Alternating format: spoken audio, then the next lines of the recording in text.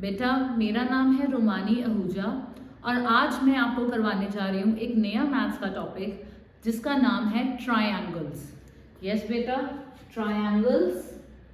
अब आप सबको पता होगा कि ट्रायंगल क्या होता है। ट्रायंगल क्या होता है? एक क्लोज्ड फिगर जिसकी 3 साइड्स होती हैं। I draw the figure of a triangle for you. ये एक ट्रायंगल है, क्लोज्ड है क्योंकि there is no way to enter inside without crossing the boundary। ठीक है, it is made up of line segments। और कितनी line segments हैं इसमें? 3। so this is a closed figure made up of 3 line segments और इसको हम बोलते हैं triangle। अब जब हमने एक ट्राइंगल बना लिया तो इसके पार्ट्स क्या हैं? सबसे पहले हम इस ट्राइंगल की क्या करेंगे? नेमिंग के लिए अब हम इसका एक नाम देंगे। इसके जो 3 हमारे पास ये वाले हैं पॉइंट्स जिनको हम वर्टिसेस कहते हैं बेटा, यहाँ पे हम कैपिटल लेटर्स लिखेंगे A, B एंड C। ठीक है students, so it has 3 vertices. कौन कौन से? A, B and C। ठीक है स्टूडेंट्स, इसकी 3 साइड्स होती हैं। अब साइड्स होती हैं जो लाइन सेगमेंट है, ये वाली लाइन सेगमेंट बेटा, ये ए से स्टार्ट होकर बी तक जा रही है तो इसकी साइड्स का नाम है ए बी। फिर बी से शुरू होकर सी तक ये वाली लाइन बी सी, और सी से शुरू होकर ए तक ए सी। चाहे आप उसको ए सी लिखो बेटा, चाहे सी ए लिखो, it is one and the same thing. और इसमें 3 एंगल्स होते हैं। अब एंगल्स कैसे बनते हैं बेटा? जब हमारे पास 2 रेज होती हैं, ये हमने छोटी क्लासेस में पढ़ा है। ये हमारे पास एक पॉइंट है, ये एक रे है, ये दूसरी रे है, तो ये जो चीज बनती है तो इसको हम रे बोलते हैं और ये जो होता है हमारा कॉमन वर्टेक्स होता है। तो अब आप देखो, एक ट्राइंगल के अंदर 3 एंगल्स बन रहे हैं, एक ए पे, एक बी पे और एक सी पे। सो ये वाला एंगल, ये वाला एंगल और ये वाला एंगल, ट्राइंगल के 3 एंगल्स हैं। इनके नाम, जैसे अब हमारा भी एक घर का नाम होता है और एक स्कूल का नाम होता है ना, हमारा एक निक नेम होता है जिसको हम प्यार से घर में कुछ बुलाते हैं, उसी तरह एंगल्स का भी एक कंप्लीट फुल नेम होता है जिसमें 3 लेटर्स आते हैं और एक उसका निक नेम होता है जिसमें हम सिर्फ कॉमन वर्टेक्स लेते हैं। अब जब आपने इस एंगल का फुल नेम लिखना है तब आपने एक तो एंगल की नोटेशन डालनी है, ये एंगल का साइन होता है बेटा, एंड जिस एंगल के बारे में आपने लिखना है उस लेटर को आपने सेंटर में रखना है। तो आप लिखोगे एंगल ए को सेंटर में रखोगे, BAC, और इसका शॉर्ट नेम है एंगल A जो सेंटर में है। ठीक है, एंड देन अगर आपने B का लिखना है तो एंगल ABC और एंगल B, इसका शॉर्ट नेम।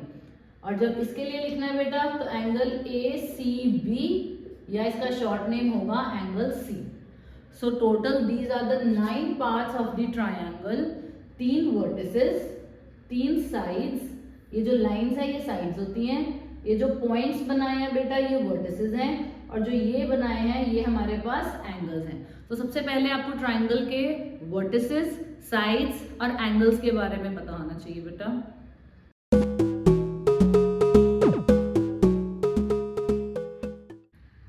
बेटा नेक्स्ट आती है क्लासिफिकेशन ऑफ द ट्राइंगल्स। अब हमने ट्राइंगल्स को क्लासिफाई करना है। अब हमने उसके साइड्स के बारे में पढ़ा और एंगल्स के बारे में। सो साइड्स और एंगल्स के बेसिस के ऊपर हम ट्राइंगल्स को क्लासिफाई कर सकते हैं, मतलब कि उनकी कैटेगरीज बना सकते हैं। क्लासिफाइंग ट्राइंगल्स, बेटा ये ट्राइंगल को लिखने का शॉर्ट तरीका है डेल्टा का साइन। तो हमने जब क्लासिफाई करना है ट्राइंगल्स को, हम उसके साइड्स के बेसिस पे भी कर सकते हैं और एंगल्स के बेसिस पे भी कर सकते हैं। ठीक है बेटा, क्लासिफिकेशन मतलब हमने उनकी अलग अलग कैटेगरी बनानी है। हम साइड्स के बेसिस पे भी कैटेगरी बना सकते हैं और एंगल्स के बेसिस पे भी। जब हम साइड्स की बात करते हैं तब हमारे पास 3 तरीके आते हैं।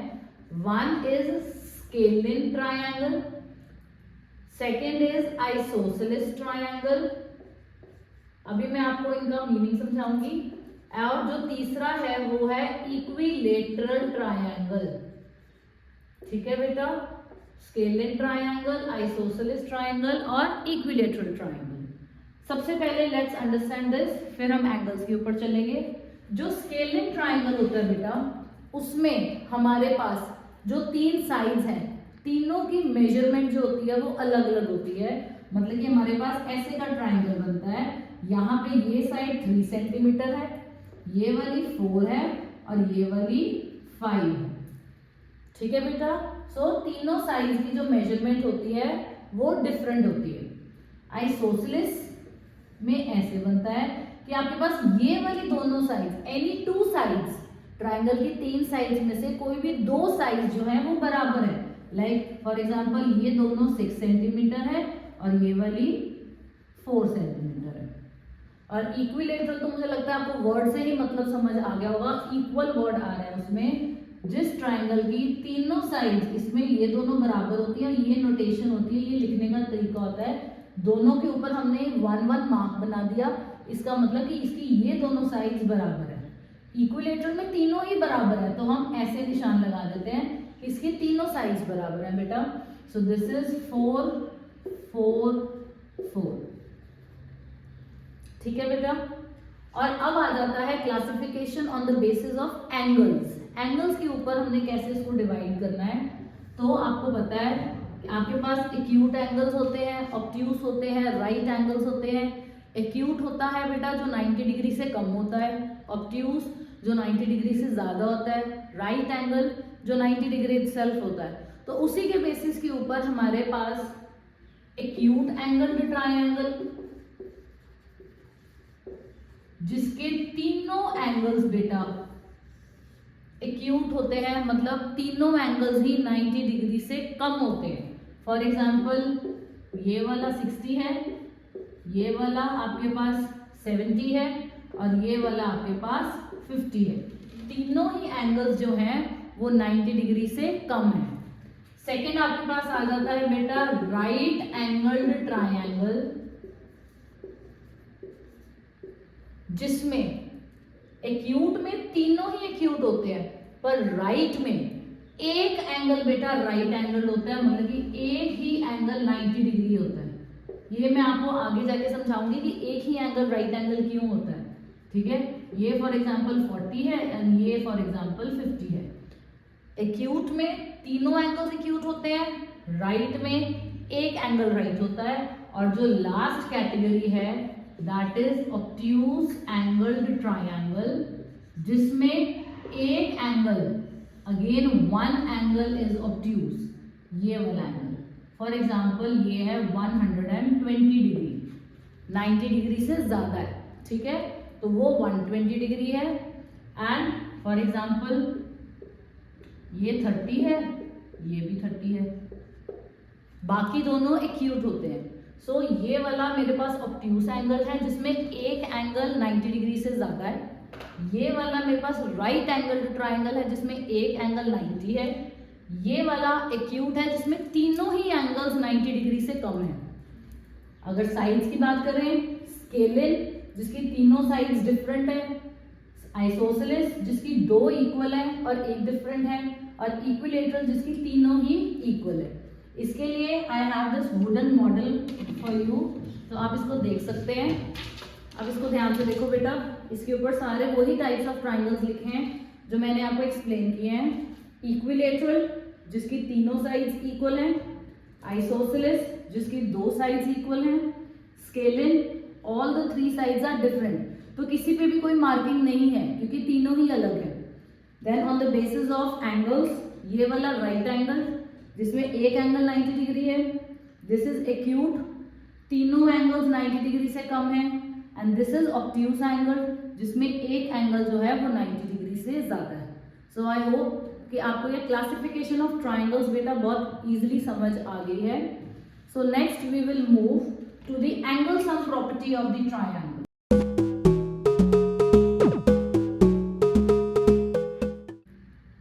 Students, angle sum property of a triangle क्या होती है कि मैंने आपको स्टार्टिंग ऑफ द लेक्चर में बताया कि एक ट्रायंगल के 3 एंगल्स हैं।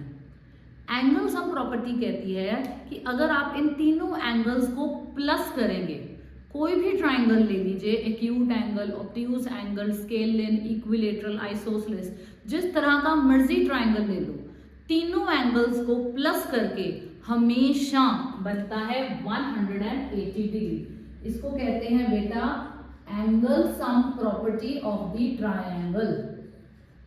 Angle sum property of a triangle ये कहती है कि ट्रायंगल के तीनों एंगल्स को प्लस करके हमेशा हमेशा 180 डिग्री आता है। ये आपके पास एक ट्रायंगल है, इस ट्रायंगल का नाम अब मैं कुछ और रख देती हूँ, ABC के अलावा ट्रायंगल PQR। ये एंगल P है, ये एंगल Q है, ये एंगल R है। तो एंगल सम प्रॉपर्टी कहती है angle P plus angle Q plus angle R, इन तीनों को प्लस करके हमेशा 180 डिग्री ही बनता है। ये मैंने लिखे हैं बेटा इनके शॉर्ट नेम्स, निक नेम्स। इसका फुल नेम क्या होगा? ये P वाले का एंगल QPR, Q वाले का फुल नेम एंगल PQR, और R वाले का फुल नेम एंगल PRQ। उसको आपने वर्टेक्स को हमेशा तीनों लेटर्स में सेंटर में रखना है बेटा। सो आप इसको ऐसे भी लिख सकते हो, ऐसे भी लिख सकते हो, नहीं तो आप खुद अपनी तरफ से भी इनको निकनेम दे सकते हो 1 2 3। So angle 1 plus angle 2 plus angle 3 हमेशा कितना होता है बेटा? 180 डिग्री। और इसके लिए, इस एक्टिविटी को करने के लिए I have this wooden model with me. ये देखो बेटा, ये एक ट्राइंगल है, आप देख रहे हो। इस ट्राइंगल के आपके पास 3 एंगल्स हैं, एंगल 1, एंगल 2, एंगल 3। ठीक है बेटा, इसको ध्यान से देखो। ये एक ट्राइंगल है, रेड कलर का जो शो किया हुआ है, ये सेंटर में ब्लू है। ठीक है, ये तीनों इसके एंगल्स हैं। अब मैंने क्या किया, इस ट्राइंगल को ऐसे फोल्ड किया और ये एंगल में नीचे ले आई।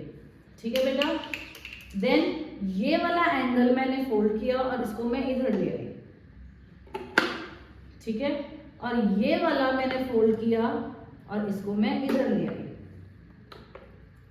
तो आप देखो, जो ये तीनों एंगल्स थे, ये वाला एंगल 1 था, ये एंगल 2 है, ये एंगल 3 है, ये तीनों ने मिला के एक स्ट्रेट लाइन बना ली। तीनों को जब मैंने प्लस किया तो तीनों ने मिला के एक स्ट्रेट लाइन बना ली। तो स्ट्रेट एंगल आपको पता है हमेशा कितना होता है? 180 degree.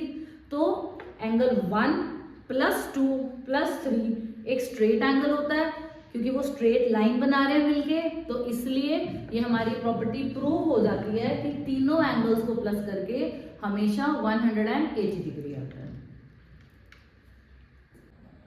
So students, to do the activity related to the angle sum property of a triangle, हमने अब एक एक्टिविटी के थ्रू ये प्रूव करना है जो अभी हमने सीखा, angle sum property of a triangle, कि ट्राइंगल के तीनों एंगल्स को प्लस करके हमेशा 180 डिग्री आता है।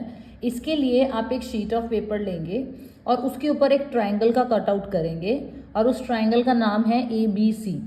अब इसी ट्राइंगल की एक और कार्बन कॉपी आप बनाएंगे सेम साइज का ट्राइंगल लेके, और उसके तीनों एंगल्स को आप कट कर लेंगे।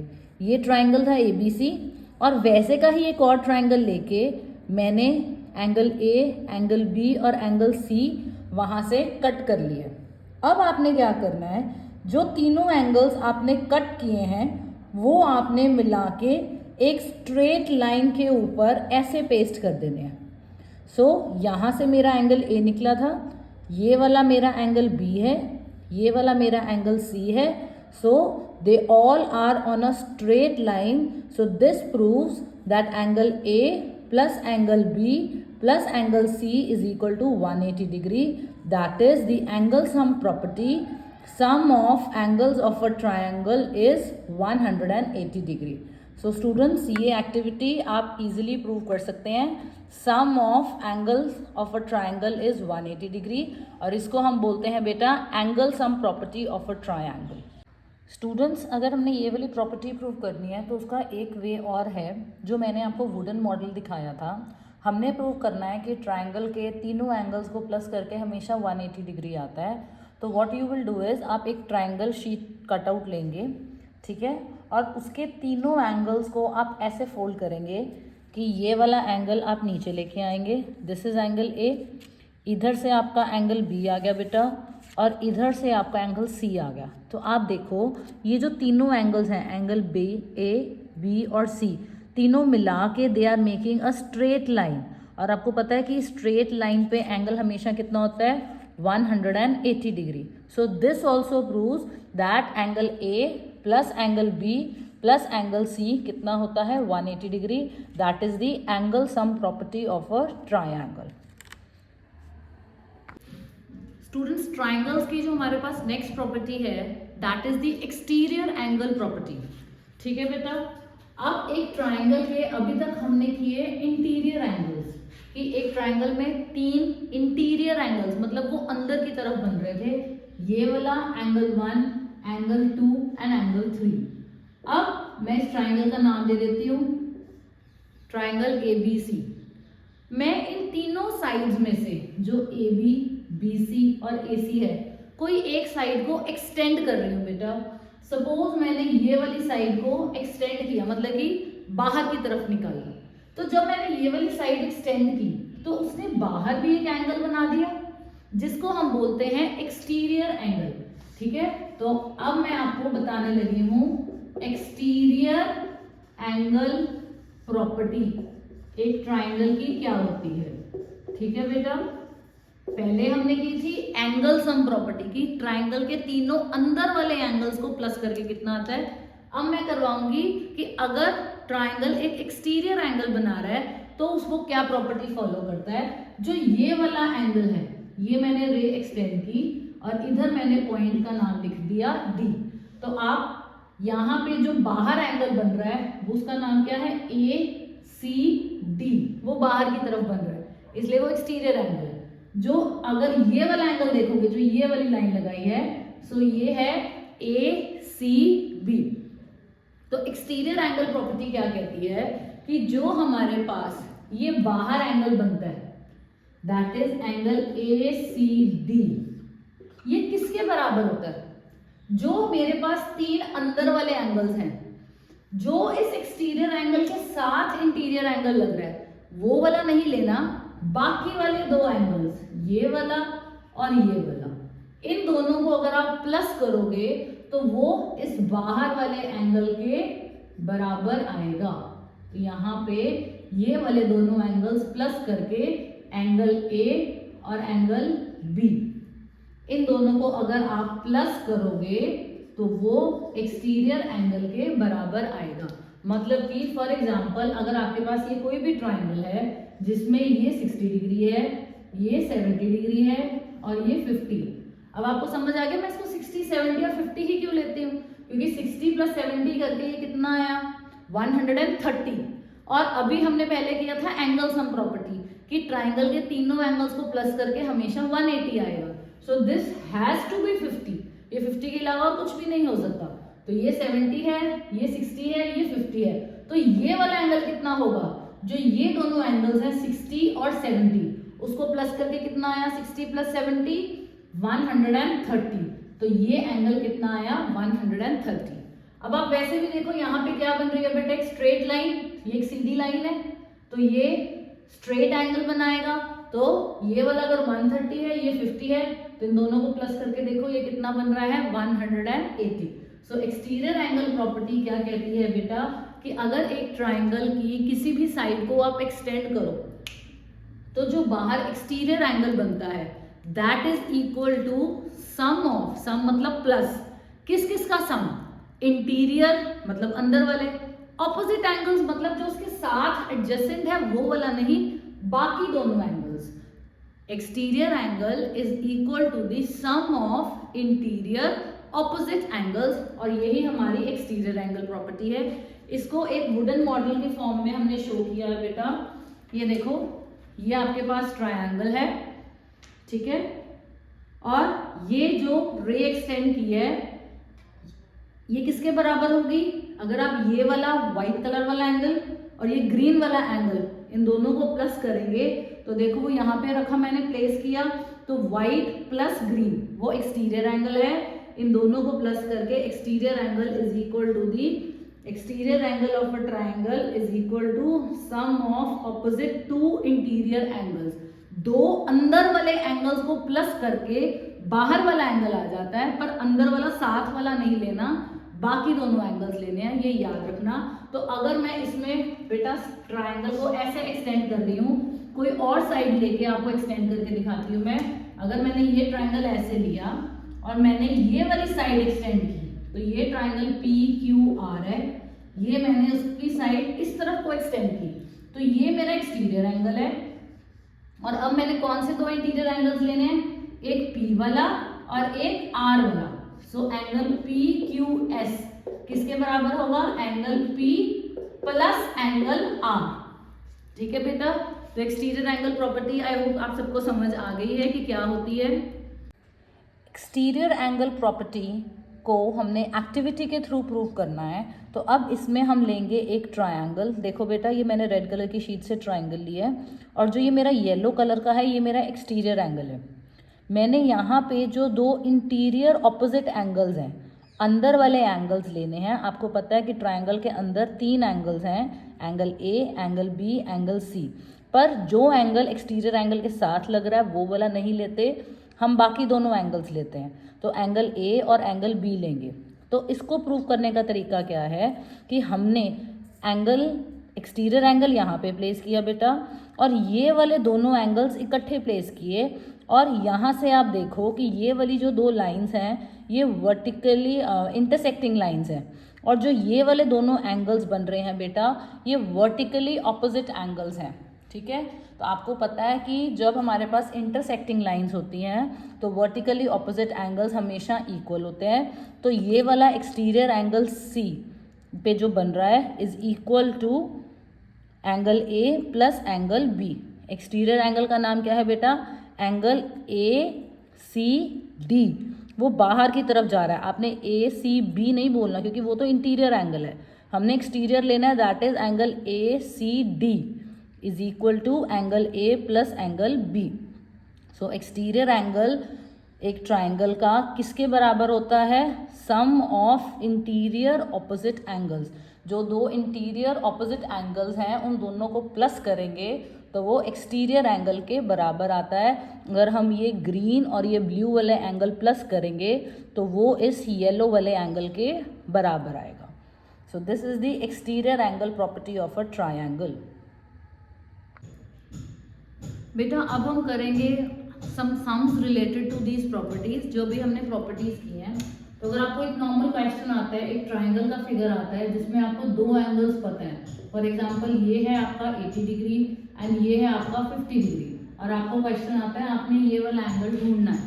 सो यहाँ पे बहुत इजी है, ओरली ही ये क्वेश्चन हो जाता है कि जब आपको ट्राइंगल के दो एंगल्स पता है तीसरा कैसे निकलेगा, इन दोनों को आप प्लस करो, उसको 180 में से माइनस कर दो, क्योंकि हमें पता है एंगल सम प्रॉपर्टी से तीनों एंगल्स को प्लस करके हमेशा ही कितना आता है 180 डिग्री। सो इसको लिखने का तरीका क्या है, आपके ट्राइंगल का नाम है ABC। तो एंगल सम प्रॉपर्टी से आपके पास angle A plus angle B plus angle C कितना होएगा बेटा 180 डिग्री। A है आपके पास 80 डिग्री, B है आपके पास 50 डिग्री और C आपने निकालना है।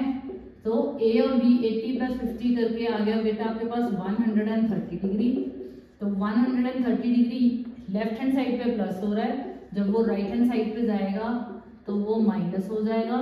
सो 180 में से 130 आप माइनस करोगे तो आपके पास फाइनल आंसर आ जाएगा दैट इज 50 डिग्री। तो आपके पास एंगल C कितना निकल गया 50 डिग्री। ये तो था कि हमने एंगल सम प्रॉपर्टी लगाई, एंगल सम प्रॉपर्टी लगाई एक ट्राइंगल की। अब आपके पास एक क्वेश्चन आया जिसमें आपने एक्सटीरियर एंगल वाली प्रॉपर्टी लगानी है। आपने ये वाला एंगल निकालना है, पर आपको ये वाला एंगल पता है बेटा 50 डिग्री और ये वाला एंगल पता है 70 डिग्री। तो इसको करने के आपके पास दो तरीके हैं, या तो आप इसको यहाँ पे स्ट्रेट लाइन लगा लो, और स्ट्रेट एंगल हमेशा कितना होता है 180। तो 180 में से ये 50 ले गया, ये कितना रहेगा आपके पास 130 डिग्री। या आपके पास ये 70 है ये 50 है, दोनों को प्लस किया 120, ट्राइंगल के तीनों प्लस करके 180 आता है। तो ये 120 ले गया, तो 180 में से 120 माइनस किया, कितना बचा 60, तो ये 60 आ गया। ये एक्सटीरियर एंगल था। एक्सटीरियर एंगल प्रॉपर्टी लगाओगे कि एक्सटीरियर एंगल जो होता है वो सम ऑफ इंटीरियर ऑपोजिट एंगल्स होता है, 70 + 60, तो भी ये कितना आएगा 130 डिग्री। एक और क्वेश्चन करते हैं। यहाँ पे आपके पास ये राइट एंगल ट्राइंगल बना हुआ है, ये 40 दिया हुआ है और ये वाला एंगल आपने निकालना है। तो ये राइट एंगल ट्राइंगल है, तो आपको पता है राइट एंगल हमेशा कितना होता है 90 डिग्री, तो ये 90 हो गया, ये 40 है, 90 + 40 कितना हो गया 130, तो 180 में से 130 माइनस कर दो बेटा, तो ये वाला आपके पास आ गया 50 डिग्री। तो इस तरह के बहुत सारे सम्स बन जाते हैं जिसमें आपके पास ट्राइंगल में मिसिंग एंगल्स होते हैं, वो चाहे आप एंगल सम प्रॉपर्टी लगा के निकालो, चाहे एक्सटीरियर एंगल प्रॉपर्टी लगाओ, चाहे स्ट्रेट एंगल वाली प्रॉपर्टी लगाओ, तो इससे आपके बहुत सारे क्वेश्चंस हो जाते हैं। स्टूडेंट्स ट्राइंगल्स में जो एक प्रॉपर्टी और रह गई, the last property which we are going to do today is, एक हमारे पास राइट एंगल ट्राइंगल है। आप सबको पता है राइट एंगल ट्राइंगल कौन सा होता है, जिसमें एक एंगल 90 डिग्री होता है। I will explain this concept also. मैंने जब आपको राइट एंगल ट्राइंगल और ऑब्ट्यूज एंगल बताया था, तब मैंने कहा था कि एक ही एंगल राइट होता है और एक ही ऑब्ट्यूज होता है। बाय, क्योंकि अगर ये 90 डिग्री है, अब हमने एंगल सम प्रॉपर्टी कर ली कि तीनों एंगल्स को प्लस करके 180 डिग्री आता है, तो अगर वन इज 90, दूसरा भी 90 हो जाएगा, तो 90 90 है, तो यही 180 हो गया, तो nothing is left for the third angle. So कभी भी ये पॉसिबल ही नहीं होता कि दो एंगल्स 90 डिग्री हो जाए किसी ट्राइंगल में, एक ही एंगल राइट एंगल होगा। उसी तरह ऑब्ट्यूज होता है जो 90 से ज्यादा है, फॉर एग्जांपल 100 डिग्री है, ठीक है, तो अगर एक 100 है तो दूसरा ऑब्ट्यूज कैसे हो सकता है, अगर वो भी सपोज 100 है तो 100 + 100 वो तो 200 हो गया, पर तीनों एंगल्स को प्लस करके कितना आना है 180 डिग्री। सो राइट और ऑब्ट्यूज में आपने हमेशा याद रखना है कि एक ही एंगल राइट होता है और एक ही ऑब्ट्यूज होता है, और एक्यूट एंगल ट्राइंगल में तीनों एक्यूट होते हैं। सो नेक्स्ट जो मैं आपको प्रॉपर्टी करवाने जा रही हूँ बेटा, उसका नाम है पाइथागोरस थ्योरम, जो मैथमेटिशियन पाइथागोरस ने ही दी थी। इसका नाम है पाइथागोरस थ्योरम, और ये हमेशा ही एक राइट एंगल ट्राइंगल में लगती है, नॉर्मल ट्राइंगल्स में नहीं लगेगी, एक्यूट एंगल में या ऑब्ट्यूज एंगल में। ये किस पे एप्लीकेबल होती है, राइट एंगल ट्राइंगल में। तो आपके पास एक राइट एंगल ट्राइंगल है दैट इज ABC, जिसमें B पॉइंट पे क्या बन रहा है बेटा 90 डिग्री। जो ये वाली साइड है इसको हम बोल देते हैं बेस, ठीक है। जो ये है परपेंडिकुलर, जो 90 डिग्री का एंगल बना रहा है बेस के ऊपर आके, इसको हम बोल देते हैं परपेंडिकुलर, ठीक है बेटा, डिनोटेड बाय P। और जो सबसे इंपॉर्टेंट चीज है, जो ये 90 डिग्री के सामने वाली साइड होती है, इसको हम बोलते हैं हाइपोटेन्यूज। क्या बोलते हैं स्टूडेंट्स, हाइपोटेन्यूज, ठीक है। और तीनों साइड्स में से राइट एंगल ट्राइंगल में तीनों साइड्स बेस, परपेंडिकुलर और हाइपोटेन्यूज में से जो हाइपोटेन्यूज होती है वो सबसे लंबी साइड होती है, ठीक है। अगर आप इसके सेंटीमीटर्स मेजर करो, कोई भी रैंडम अपनी कॉपी पे आप एक राइट एंगल ट्राइंगल बनाओ और स्केल से तीनों बेस, परपेंडिकुलर और हाइपोटेन्यूज नापोगे, तो जो हाइपोटेन्यूज की लेंथ आती है वो मैक्सिमम होती है। Coming back to Pythagoras theorem, वो कहती क्या है कि अगर आप हाइपोटेन्यूज का स्क्वायर करो, ठीक है, बेस का स्क्वायर करो और परपेंडिकुलर का स्क्वायर करो। मैं एक एग्जांपल देके आपको इसको समझाती हूँ।